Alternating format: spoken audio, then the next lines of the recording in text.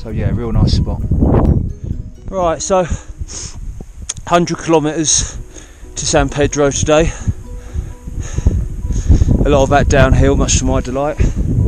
Once I arrive there, I'm going to rest up for at least a couple of days before I take on the next pass to Bolivia. Got to do a bit of research on that. I don't think it's all obvious which roads to take. So yeah, it'd be great to arrive in San Pedro. It's been quite a tough crossing, this one. All the same, very enjoyable, and a really beautiful sunrise this morning. Wow, the colours are spectacular. Very, very tough stretch. Very, very steep road. Very, very cold feet, that's for sure. Very thin air. Can't drink any water at the moment because the water's iced up in the bladder pack. It'll thaw out in an hour or two, but I've got other water I can have, bottled water, which isn't completely iced up. I should be at the summit soon. Well, should be. About 10 minutes, I think. We'll see. Another one of my favourite signs up there. I've got to tell you, being up here has been a lot more extreme than I was expecting. What I was expecting to take 4 or 5 days has taken 6 or 7, I think. I've been up above 4,000 metres for about 4 days now. And as I said before, the air's been noticeably thinner, so that slows you right down. And I had to cave in yesterday and take some Diamax, which I was frustrated about because I was hoping to acclimatise naturally, but I couldn't. I had a very, very bad headache and I had to retire early for the afternoon. Only managed 50k yesterday. I had another 50 to go before I could reach San Pedro, which is where I should finish today. But the thought of heading there yesterday and finishing that off was completely unrealistic. In the afternoon, the winds pick up so much.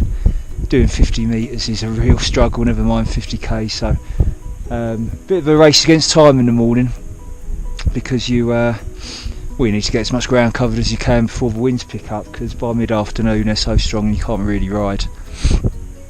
Anyway, should be all right today. 11 o'clock now. Got 40k to go, so yeah, should be there by early afternoon. Be nice to get down to lower elevation and rest up for a couple of days.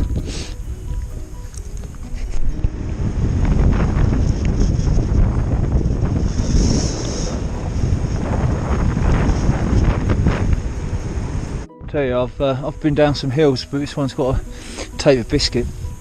In terms of the length and the speed, I've been racing down here for 10 kilometres now.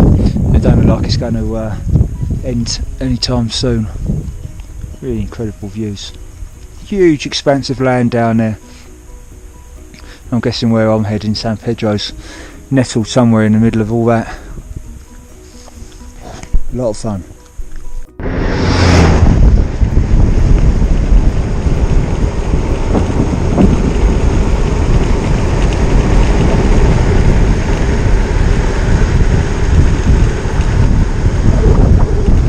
Okay, so I've got a nice big dorm here where I've managed to get both the maps out and join them. So here we can see the whole of South America. And what I'll do now is just recap where I've been up to now and where I propose to pass through on the remainder of the trip. As the crow flies, I'm about halfway. Okay, I'm in here, San Pedro. Like I say, as the crow flies, I mean in overall distance, I might be further, it might be less, I'm not sure, that's something I have to calculate at the end. So just to recap where I've been up to now, started right in the southern point in Ushuaia. This whole area here was the windy stretch. The central part of the south here was where I was basically staying in a lot of campsites. It was like the volcano region. And like the summertime of the south of South America. very, very pleasant the whole way, moving quite slowly, quite leisurely through this area. This is where my dad come out to visit as well, Pucon, somewhere around here. Okay, the last big city I was in was Salta, up here. That was about a week ago now. And across the last week I've been passing across the mountain range, and I'm now in San Pedro. That was a tough week. It opened my eyes actually. It was slow moving, given the distance covered. Took a long time. Enjoyable all the same. But like I say, it has opened my eyes because I've got a lot more of that to come. This whole area here is Bolivia, and I'm passing through here, not touching the northeast at all, just the southwest. But from the research I've done, it's going to be more slow moving. The roads, well, they're very poor road surface, a lot of sand, a lot of pushing of the bike, so I've been reading. So my average distance is going to drop right down. Average speed, sorry. Okay, so once that's covered, which I think might take up to a month, which is a long time for a, like I say, relatively short distance, I'll be moving into Peru, sticking to the mountain range the whole time. So the whiter part of the map is indicating the mountain range. Passing through Peru, eventually into Ecuador, which is a relatively small country compared to Peru, and then finally into Colombia, which is this large area here, where I hope to finish right up in the north.